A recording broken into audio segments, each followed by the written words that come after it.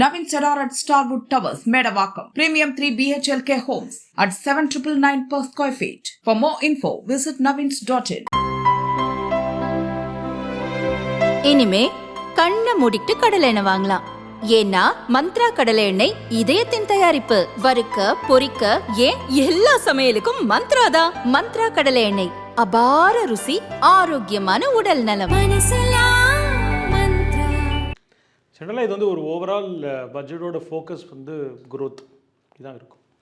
So growth அப்படின்னு பார்த்தோம் அப்படின்னா கண்டிப்பாக இந்தியாவோட ஜிடிபியில் சப்ஸ்டான்ஷியலாக கான்ட்ரிபியூட் பண்ணக்கூடிய அக்ரிகல்ச்சரல் விவசாயம் ஃபார்மர்ஸ் அவங்களுக்கான கண்டிப்பாக ஃபர்தராக இருக்கக்கூடிய என்ன கிரெடிட் ஃபெசிலிட்டிஸ், அவங்களுக்கு வந்து எது மாதிரியான கேபிட்டல் எக்ஸ்பெண்டிச்சர் மூலமாக ஃபாஸ்டர் இரிகேஷன் அது மாதிரியான சப்போர்ட் கண்டிப்பாக இருக்கும்.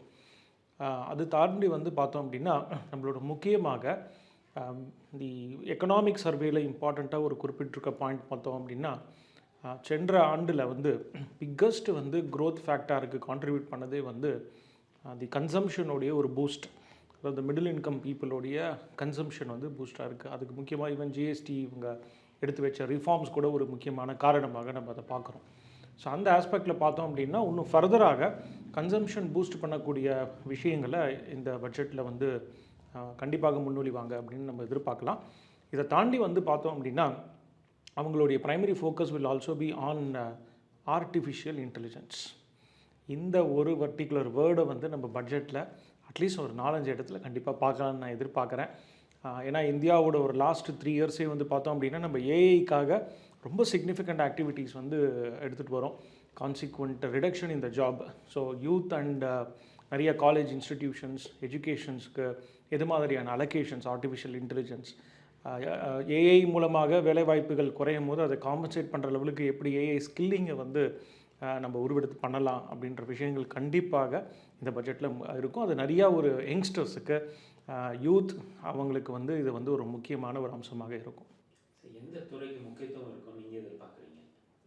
எம்எஸ்எம்இ, ஸ்மால் அண்ட் மீடியம் என்டர்பிரைசஸ்க்கு கண்டிப்பாக. ஏன்னா இப்போ வந்து இந்தியாவில் பிரதானமாக வந்து பார்த்தோம் அப்படின்னா நம்ம வந்து லார்ஜ் எம்எஸ்எம்இஸ் பூஸ்ட் பண்ணோம் அப்படின்னா ஒரு க்ரோத் அண்ட் ஸ்கில்லிங் அந்த செக்டாருக்கு கொண்டு வந்தோம் அப்படின்னா ஜாப்ஸ் வந்து நிறையா வளர்ந்து அடையும். இல்லை எம்எஸ்எம்இயை இன்னும் ஃபர்தராக சப்போர்ட் பண்ணுற மாதிரியான விஷயங்கள் கண்டிப்பாக இருக்கும். இது எது மாதிரியான விஷயங்கள் டைரெக்டாக ஒன்று, இன்டைரக்டாக நிறையா பார்த்தோம் அப்படின்னா லாஸ்ட்டு 3 இயர்ஸ்லேயே வந்து நம்ம வந்து கேபிட்டல் எக்ஸ்பெண்டிச்சர் பட்ஜெட்டில் வந்து பார்த்தோம் அப்படின்னா கேபிட்டல் எக்ஸ்பெண்டிச்சர் வந்து ரொம்ப ஜாஸ்தி 10 lakh crores, அடுத்த வாட்டி பார்த்தோம் 11 lakh crores. அது வந்து ஒரு கோவிட்லேருந்து ரெக்கவரிக்காக அது மாதிரி இருந்தது அப்படின்னு பார்த்தோம். பட் ஆனால் உண்மையாகவே பார்த்தோம்னா இன்றைக்கி வந்து அந்த லார்ஜ் கேபிட்டல் எக்ஸ்பெண்டிச்சர் ரெயில்ஸு, ரோட்ஸு, இன்ஃப்ராஸு இதெல்லாம் இந்த கவர்மெண்ட்டோட கண்டினியூஸ் அச்சீவ்மெண்ட்ஸு. இந்த வாட்டியும் கண்டிப்பாக கேபிட்டல் எக்ஸ்பெண்டிச்சரில் ஃபோக்கஸ் இருக்கும். நிறையா இன்வெஸ்ட்மெண்ட் பண்ணும்போது உங்களுக்கு ஆட்டோமேட்டிக்காக வேலைவாய்ப்புகள், எம்எஸ்எம்இ க்ரோத்து இது மூலமாக கூட வந்து கூடும். ஸோ அதனால் கண்டிப்பாக லார்ஜ் கேபிட்டல் எக்ஸ்பெண்டிச்சர்ஸ் அப்புறம் லார்ஜ் ப்ராஜெக்ட்ஸ் இந்த பட்ஜெட்டில் கண்டிப்பாக இருக்கும். ஸோ குறிப்பாக இந்த பட்ஜெட் வந்து மிடில் கிளாஸ் வந்து ரொம்ப எதிர்பார்த்துருக்காங்க. அவங்களுக்கான உண்மையான ஏதாவது நிவாரணம் இதில் கிடைக்க வாய்ப்பு இருக்கா? இந்த ஜிஎஸ்டியோடைய ரிஃபார்ம்ஸ் மூலமாக நீங்கள் பார்த்தீங்க அப்படின்னா household savings and household கன்சம்ஷனுக்கு வந்து ஒரு வாய்ப்பு இருந்தது. ஒரு குடும்பத்துக்கும் ஆவரேஜாக வருடத்திற்கு 50,000 ரூபாய் வரைக்கும் சேவிங்ஸ் இருந்தது. இந்த சேவிங்ஸ் மூலமாக என்ன ஆச்சு அப்படின்னு பார்த்தோம் அப்படின்னா அந்த சேவிங்ஸ் அவங்க வந்து ஃபர்தராக ஒரு சேமிப்புக்காகவோ ஒரு வீட்டில் வந்து ஒரு குழந்தைக்கு லேப்டாப் வாங்குறது அது மாதிரியான விஷயங்கள் பண்ணும்போது ஜிடிபி க்ரோத் மல்டிப்ளையராக அச்சீவ் ஆகுது. இந்த ஒரு விஷயங்களை வந்து முன்னெடுத்து வைக்கும் போது அதுக்கான ரிசல்ட்டை வந்து எக்கனாமி உடனே பார்க்குது. ஸோ இது கண்டிப்பாக இந்த ஃபார்முலாவை இன்னும் வைடன் பண்ணுறதுக்காக ஹவுஸ் ஹோல்டு கன்சம்ஷனை இன்னும் பூஸ்ட் பண்ணுறது வந்து பண்ணும்போது மல்டிப்ளையர் எஃபெக்டில் ஜிடிபி வந்து முன்னேறுது. நம்ம முக்கியமாக இன்றைக்கி வந்து வளர்ந்த பாரதம் இடத்துல 4வது இடத்துல இருக்கும். கூடிய சீக்கிரத்திலே வந்து நம்ம வந்து 3வது இடத்துல வித்தின் திஸ் செஞ்சுரியே நம்ம வந்து அச்சீவ் பண்ணிடலாம். அதுக்கான முன்னேற்பாடுகள் அதுக்கான முயற்சிகள் கண்டிப்பாக இருக்கும். அதில் வந்து சிக்னிஃபிகண்ட் கான்ட்ரிபியூஷன் வந்து இது மிடில் கிளாஸ் செக்மெண்ட்ஸ். ஸோ அவங்களுக்கு வந்து ஹவுஸ் ஹோல்டு சேவிங்ஸ் இன்னும் அக்ரூவாரா மாதிரியான விஷயங்கள், ரிடக்ஷன் இன் டேக்ஸு, ரிடக்ஷன் இன் இப்போ அதாவது மோட்டிவேஷன் ஃபார் சேவிங்ஸு அது மாதிரி இருக்கும். ஸோ தட் அதை வந்து அவங்க ஃபர்தராக ஸ்பெண்ட் பண்ணும்போது எக்கானமியில் வந்து எக்கானமி க்ரோத்து வந்து இருக்கும். அதுக்கான கட்டமைப்புகளும் கரெக்டாக இருக்குது. பார்த்திங்கன்னா இன்ஃப்ளேஷன் அண்டர் கண்ட்ரோலில் இருக்குது. இந்த இன்சென்டிவ் ஃபார் சேவிங்ஸும் எக்கானமியில் இருக்குது. கண்டிப்பாக வந்து இந்த பட்ஜெட்டில் வந்து ஒரு மெகா அனௌன்ஸ்மெண்ட் இருக்குது அப்படின்றது எனக்கு தோணிக்கிட்டே இருக்குது. போன பட்ஜெட்டில் வந்து பார்த்தோம் அப்படின்னா யாருமே எதிர்பார்க்காத 12 லட்சம் வரைக்கும் எக்ஸம்ஷன் அப்படின்றது ஒரு மெகா அனௌன்ஸ்மெண்ட்டு. இந்த பட்ஜெட்டில் கண்டிப்பாக ஏதோ ஒரு சூப்பர் டூப்பர் அனௌன்ஸ்மெண்ட்ஸ் இருக்குது அப்படின்றத எதிர்பார்க்கலாம். முக்கியமாக நம்மளுடைய பாரத பிரதமர் வந்து தமிழ்நாடு மேலே அளவுக்குரிய நம்பிக்கை வச்சுருக்காங்க. அதனால் கண்டிப்பாக நம்ம தமிழ்நாடு மக்களுக்கும் இந்த பட்ஜெட்டில் மிக சிறந்த லெவலுக்கு பெனிஃபிட்ஸ் இருக்கும்.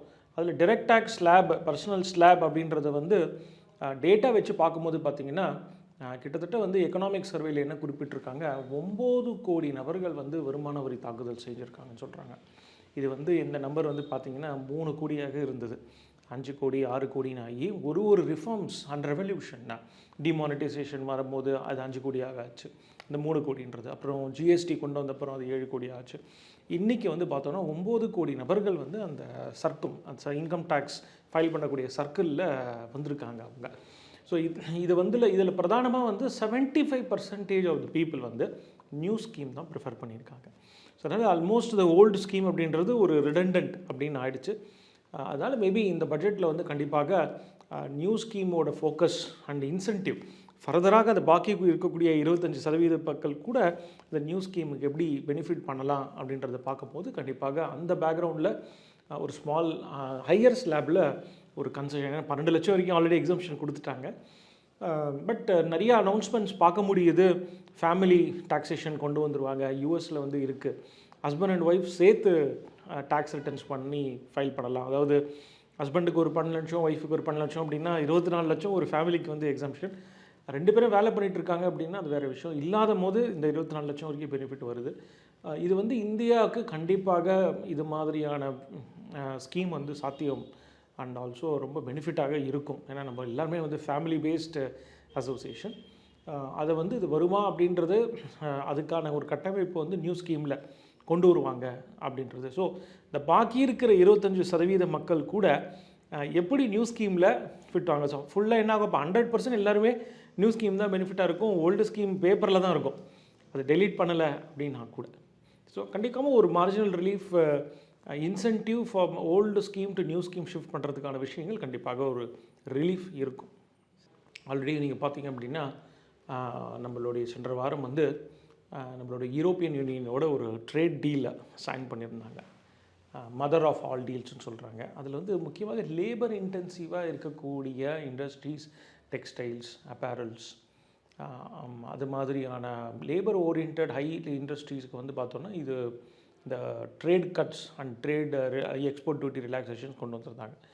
அந்த மாதிரியான டீல்ஸ் வந்து ஃபர்தராக இம்ப்ளிமெண்ட் ஆகிறதுக்கு லாவெல்லாம் அமெண்ட் பண்ணி கொண்டு வரணும். அது ஒரு 1 இயர் ஸ்கேல் இருக்கும். அதில் வந்து பிரதானமாக ஒரு இமிடியேட்டாக இதெல்லாம் கொண்டு வர முடியுமோ அது வந்து இதில் கண்டிப்பாக இந்த விஷயத்தில் நம்ம எதிர்பார்க்கலாம் இந்த பட்ஜெட்டில். ஏன்னா அது வந்து டீல்ன்றது ஒரு பேப்பர் தான். அதுக்கப்புறம் அது சட்டத்தில் இப்போ கஸ்டம்ஸ் ஆக்டில் டியூட்டிஸ் என்ன நம்ம கொண்டு வரோமோ அதை கொண்டு வரணும். ஸோ அதில் வந்து இமீடியட்டாக அவங்க என்ன அக்ரி பண்ணியிருக்காங்க அப்படின்றது இந்த பட்ஜெட்டில் வந்து கஸ்டம்ஸ் ஆக்டில் அமெண்ட்மெண்ட் வரும். ஸோ அதுதான் இந்த யூரோப்பியன் யூனியன் ட்ரேட் டீலோடைய இம்ப்ளிமெண்டேஷனுக்கான ஷெடியூல். ஸோ அது மாதிரி போகும்போது என்ன ஆகும் அப்படின்னா, இந்த வேலைவாய்ப்புகள் எக்ஸ்போர்ட்ஸ் நிறையா பண்ணணும் அப்படிங்கும்போது அந்த இண்டஸ்ட்ரீஸ் கூடுது. எது மாதிரியான இண்டஸ்ட்ரீஸ் கூடுதுன்னா, நிறையா வேலைவாய்ப்புகள் இருக்கக்கூடிய industries like textile, leather for example வேலூரில். இது வந்து ஒரு indirect way of promoting the employment. அதுக்கப்புறம் நம்ம போன பட்ஜெட்லேயே பார்க்க முடியுது, இந்த கவர்மெண்ட்டோடைய ஒரு பெரிய சிறந்த கான்சன்ட்ரேஷன் வந்து பார்த்தோம்னா developing the self help groups, women groups, and also வந்து நம்ம பார்த்தோம் அப்படின்னா ஸ்கில்லிங்.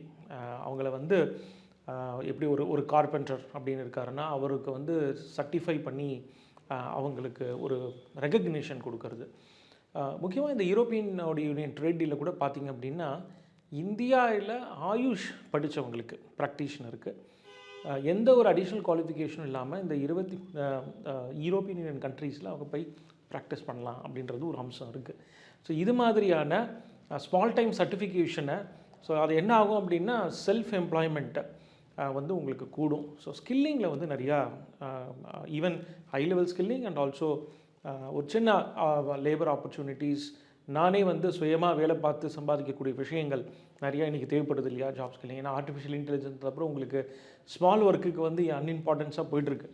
டவுன் த லைனில் எப்படி சொல்கிறாங்க, ஒரு எம்பரிக்கல் ஸ்டடியில் ஒரு 20 வருஷத்துக்கு அப்புறம் கார்பென்ட்ரி அது மாதிரியான ஒர்க்லாம் காஸ்ட்லி ஆகிடும். ஏன்னா உங்களுக்கு இன்றைக்கி வந்து பார்த்தோம் அப்படின்னா மெடிக்கல்லையும் சரி, அட்வான்ஸ்டு கம்பெனி சாஃப்ட்வேர் ப்ரோக்ராமிங்லேயும் சரி, ஆர்டிஃபிஷியல் இன்டெலிஜென்ஸ் நீங்கள் ChatGPTயில் போட்டிங்கன்னா எல்லா ப்ரோக்ராமும் ஆட்டோமேட்டிக்காக வந்துடுது.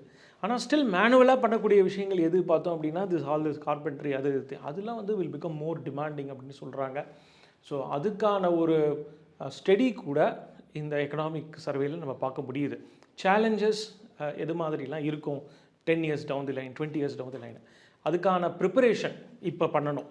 இது வந்து எப்படி சொல்லுவோன்னா ஆர்டிஃபிஷியல் இன்டெலிஜென்ஸோட டிஸ்ரப்ஷன்ஸ் அப்படின்னு சொல்லுவோம். எக்கானமியில் எது மாதிரியான பாதிப்புகள் இருக்கும் அப்படின்னு சொல்லி அதுக்கான ஹோம்ஒர்க் நம்ம இன்றைக்கே பண்ணணும்.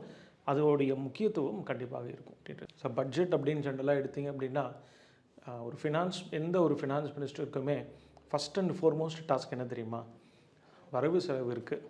அந்த வரவு செலவு வந்து நார்மலாக பட்ஜெட்டில் எப்படி இருக்கும், செலவு ஜாஸ்தியாக இருக்கும் வரவு. ஏன்னா அதுதான் ஒரு டெவலப்டு எக்கானமியோட விஷயம். அந்த ரெண்டுத்துக்குமான டெஃபிசிட் இருக்குது பாருங்கள், அது வந்து பர்சன்டேஜ் வந்து நம்ம ரொம்ப எக்ஸசிவாகவும் போட்டுட முடியாது. இங்கே பார்த்தீங்கன்னா 9% இருந்த டெஃபிசிட்லாம் நம்ம வந்து இன்றைக்கி 4.5%, 4.4%க்கு கண்ட்ரோல் பண்ணியிருக்கோம். ஸோ பிக்கஸ்ட் சேலஞ்சே என்ன அப்படின்னா, ஆன் ஒன் சைடு வந்து நான் மோர் எக்ஸ்பெண்டிச்சர் பண்ணி ஆகணும் அலோகேஷனை, இன்னொரு சைடு எனக்கு ரிசிப்ட்ஸ். ஆனால் இன்றைக்கி வந்து ரிசிப்ட்ஸ் வந்து பார்த்தோம் அப்படின்னா ஜிஎஸ்டி கலெக்ஷன்ஸும் சரி, வருமான வரி கலெக்ஷன்ஸும் நல்லாவே இருக்குது. கண்டினியூஸ் மோர் தென் 1.7 lakh 2 லட்சம் கோடி எவ்ரி மந்த் ஜிஎஸ்டி கலெக்ஷன்ஸ் நல்லாவே வந்துகிட்ருக்கு.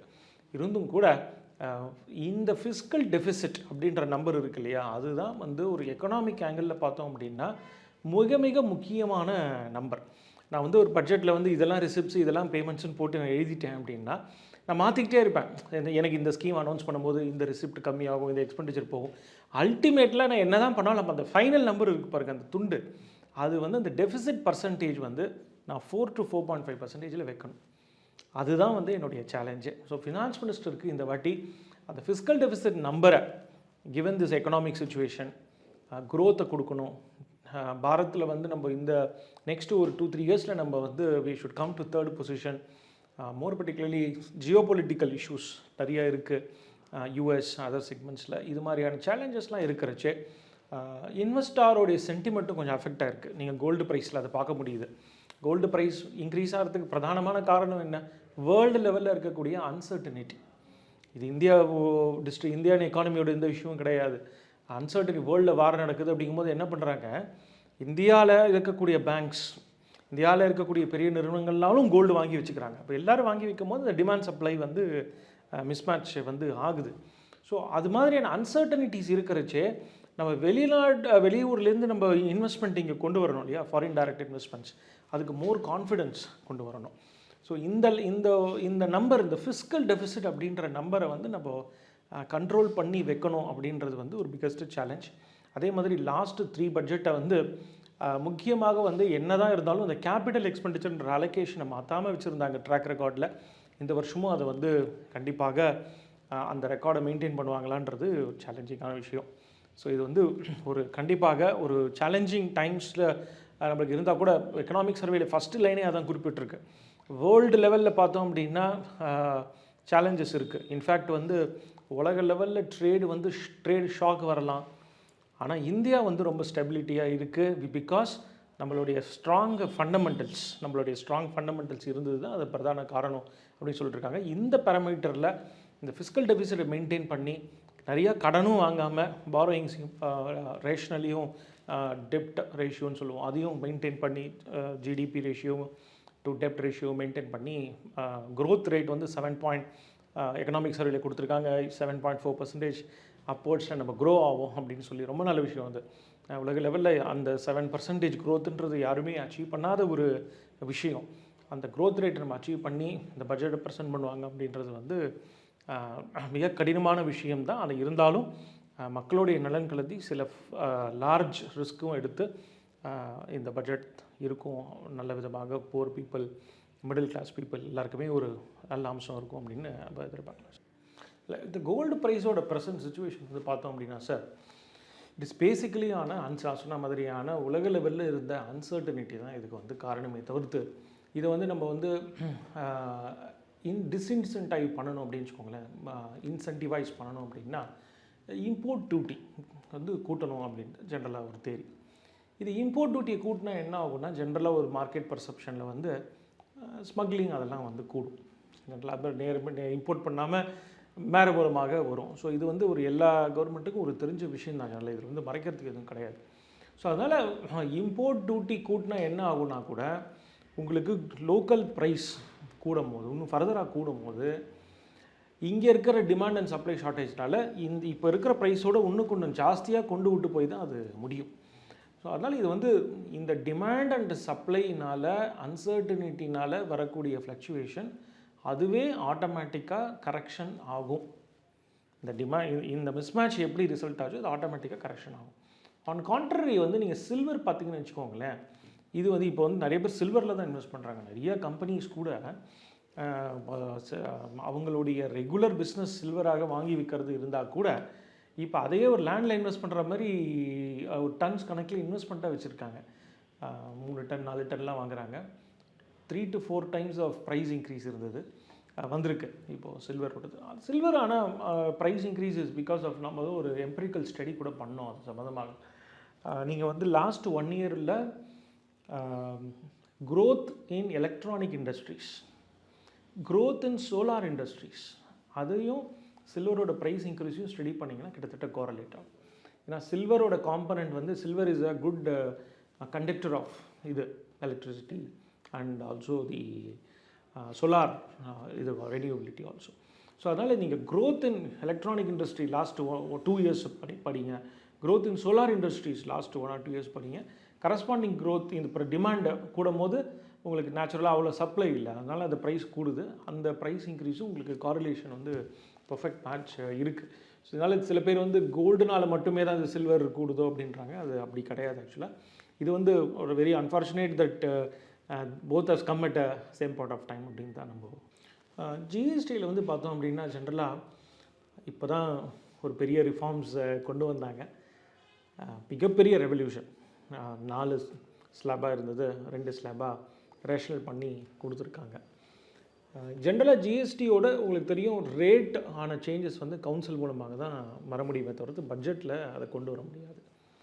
ஆனால் மறைமுக வரியில் வந்து நான் சொன்ன மாதிரி கஸ்டம்ஸ் டியூட்டி, இம்போர்ட் டியூட்டி இருக்கு இல்லையா, அது வந்து கொஞ்சம் சேஞ்சஸ் வந்து பட்ஜெட்டில் கொண்டு வரலாம். ஆனால் ஜிஎஸ்டியில் வந்து ப்ரொசீஜரல் சேஞ்சஸ் கொண்டு வரலாம். இப்போ இன்றைக்கி இருக்கிற எதிர்பார்ப்பில் வந்து பார்த்தோம் அப்படின்னா 2 விதமான எதிர்பார்ப்புகள் மக்கள்கிட்ட, பிஸ்னஸ் பீப்புள்கிட்ட. ஒன்று ரீஃபண்ட்ஸ். ஜென்ரலாக இந்த ரீஃபண்ட்ஸோடைய சாங்ஷன் வந்து லாஸ்ட் டைமே அதில் நிறையா சேஞ்சஸ் கொண்டு வந்தாங்க. இந்த ஜிஎஸ்டியோட ரீஃபண்ட்ஸ் இன்னும் பெட்டராக இன்னும் அட்மினிஸ்ட்ரேட் பண்ணி ஃபாஸ்டராக வந்து கிடைக்கணும். ஜிஎஸ்டி ரீஃபண்ட்ஸ் நான் எக்ஸஸாக பே பண்ணியிருக்கேன்னா எனக்கு திரும்பி கிடைக்கிறது வந்து ஃபாஸ்டராக வரணும் அப்படின்ற ஒரு எதிர்பார்ப்புகள் இருக்குது. ஒன்று அந்த அட்மினிஸ்ட்ரேட்டிவ் சேஞ்சஸ் சொல்லுவாங்க. ரெண்டாவது வந்து இந்த அசஸ்மெண்ட் ப்ராசஸ். அது ஜிஎஸ்டி நான் கட்டியிருக்கேன், அது நீங்கள் சரியாக கட்டியிருக்கியா அப்படின்னு சொல்லிட்டு வெரிஃபை பண்ணுறாங்க இல்லையா, அந்த அசஸ்மெண்ட் ப்ராசஸில் வந்து ஸ்டேட் அண்ட் சென்ட்ரல் இன்வால்மெண்ட் அது மாதிரியான கன்ஃபியூஷன்ஸ் நிறைய இருக்குது. அதில் வந்து கொஞ்சம் அட்மினிஸ்ட்ரேட்டிவ் சேஞ்சஸ் இன் லா, அதில் வந்து கொஞ்சம் என்ன சொல்லுவாங்க, அது ஈஸ் ஆஃப் டூயிங், அதாவது ஆண்டர்பிரினர்ஸ்க்கு எந்த ஒரு நிறையா தொல்லைகள் இல்லாமல் ஒரு ஈஸினஸ்ஸாக ஒரு ரிலாக்ஸ் பண்ணுற மாதிரியான ப்ரொசீஜர்ஸ் வந்து ப்ரொசீஜரல் ஆஸ்பெக்ட்ஸில் கொண்டு வருவாங்க. பட் ரேட்டோட சேஞ்சஸ் கண்டிப்பாக ஜிஎஸ்டியில் வரதுக்கான வாய்ப்புகள் இல்லை. சார் நம்மளுடைய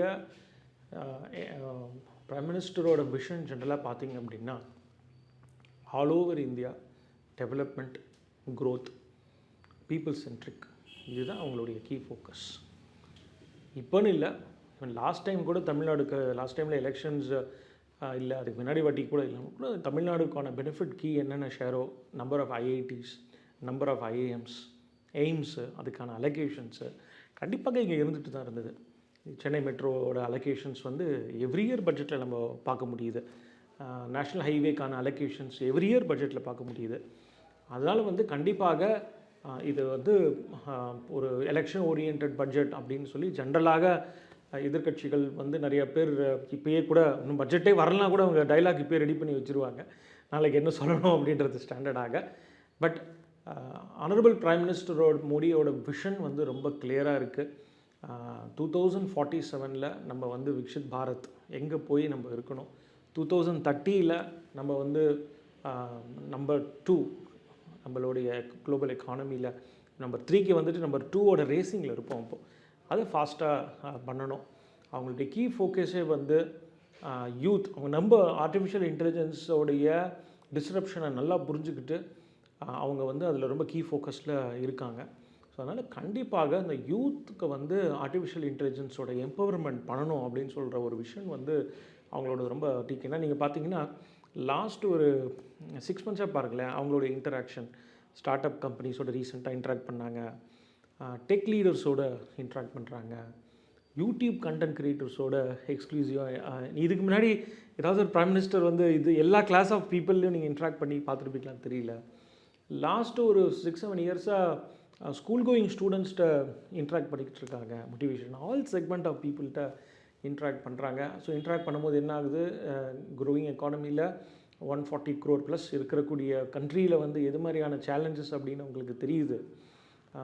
ரொம்ப முக்கியமாக வந்து பார்த்தோன்னா அவங்களுக்கு வே இன் விச் நம்ம பாரத பிரதமர் ஜியோ பாலிட்டிக்ஸை ஹேண்டில் பண்ணுற விஷயத்தை கொஞ்சம் திங்க் பண்ணுங்கள். என்ன தான் வந்து ட்ரம்ப் டேரிஃப் வந்து ரொம்ப நம்மளுக்கு ஸ்ட்ராங்காக இருக்குது, ஓப்பனாக ட்வீட் போடுறாங்க ஸ்ட்ராங்காக. பட் நம்மளுடைய ரெஸ்பான்ஸ், பாரத பிரதமருடைய ரெஸ்பான்ஸ் எப்படி இருந்தது பாருங்கள். எந்த ஒரு ரெஸ்பான்ஸுமே டைரெக்டாக கிடையாது. ஒரு வன்மையாகவோ ஃபாஸ்ட்டாக ஹார்ட் வேர்ட்ஸோ எதுவுமே கிடையாது. மினிஸ்ட்ரியிலேருந்து நம்மளுக்கு நோட்டிஃபிகேஷன், சர்க்குலர் கிளாரிஃபிகேஷன் அங்கே பேசிகிட்டு இருக்கோம், வி ஆர் இன் டயலாக்ஸ் அப்படி வரும். பட் மோடியோட ரெஸ்பான்ஸ் பாருங்கள். At the same time no direct response to Trump. அவங்க பேரலாக அவங்களுடைய ரிலேஷன்ஷிப் வித் ரஷ்யன் பிரசிடெண்ட் புட்டினை கூட்டிகிட்டு வந்தாங்க. அவங்களுடைய ஆப்பர்ச்சுனிட்டிஸை டிஸ்கஸ் பண்ணுறாங்க. இப்போ யூரோப்பியன் யூனியனை ஸ்ட்ராங் பண்ணுறாங்க. இதுதான் வந்து டீச்சர்ஸ் லெசன் டு ட்ரம்ப் அப்படின்னு பார்க்க முடியுது. So excellent Jio political lesson. World லெவலில் பாரத பிரதமர் மோடி கண்ட்ரிலேருந்து நம்ம வந்திருக்கோம் அப்படின்னா ஒரு மிகப்பெரிய ஒரு ரெஸ்பெக்ட் அங்கே இருக்குது. இதை வந்து நம்ம கண்டிப்பாக எல்லா ஸ்டூடெண்ட்ஸ்டையும் வெளிநாடுகளில் இருக்கக்கூடிய தமிழர்கள், வெளிநாடுகளில் இருக்கக்கூடிய ஸ்டூடெண்ட்ஸ் எல்லார்ட்டையும் நம்ம இதை வந்து பார்க்க முடியுது. அதனால் கண்டிப்பாக ஒரு எலெக்ஷன், தமிழ்நாடு அது மாதிரியான ஃபோக்கஸ் இல்லை. க்ரோத், ஓவரால் இந்தியாஸ் டெவலப்மெண்ட் அப்படின்றது தான் அவங்களுடைய கீ ஃபோக்கஸ்.